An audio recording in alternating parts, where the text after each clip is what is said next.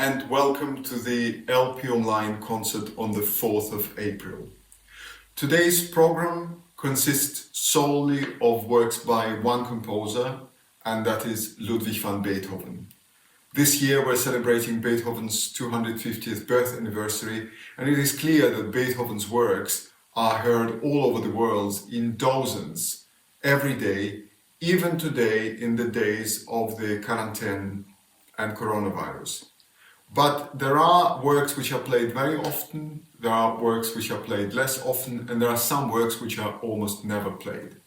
And we decided to compile a program which would have 4 great works from different periods of Beethoven's life, which for one reason or another remain underperformed. And tonight's concert is starting with a relatively late orchestral work by Beethoven, the Overture to the play King Stephen. King Stephen, Hungary's first benefactor, is a play by the German dramatist August von Kotzebue, who was extremely popular in his time.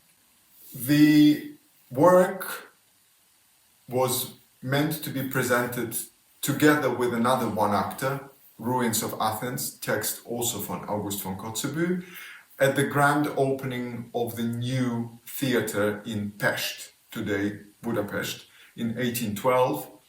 And Beethoven received a commission to write the incidental music for both plays a year earlier.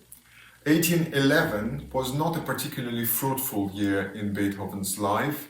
He composed the Archduke Trio, the famous piano trio in B-flat major in the beginning of the year, but then he suffered from poor health with strong migraines and high temperatures, so Beethoven's physician has advised him to leave Vienna and go in self-isolation, which Beethoven did, though he wasn't thrilled about leaving Vienna and going so far. It was going to be to go to Teplitz, which is on the today's Czech Republic territory, and it's about a 4 days long journey from Vienna.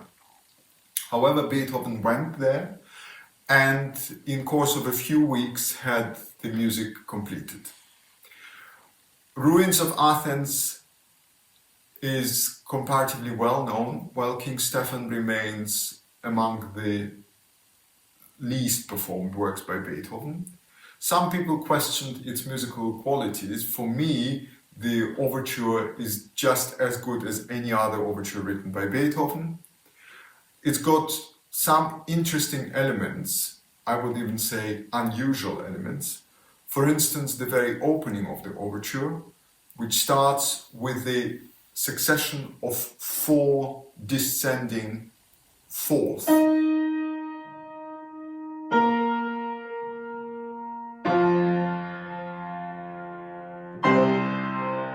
So we could be anywhere tonally between E flat major and C minor, but it turns out that we are in A flat major instead.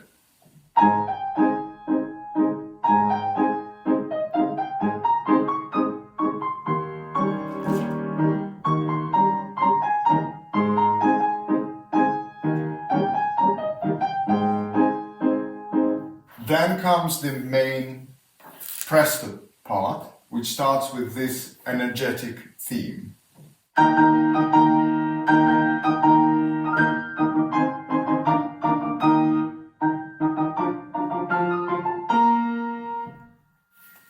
The second theme is particularly interesting to us because it pre-echoes the 9th Symphony. More precisely, its theme of joy. Here in the key of B flat major.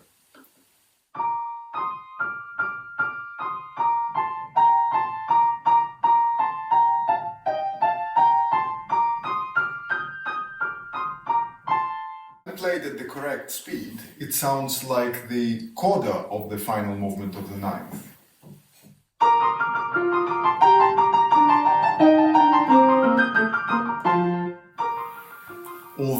this theme is not to be found in any of the other numbers of the incidental music, it becomes apparent that Beethoven was already thinking of the nines, still not to be composed for another 10 years or so.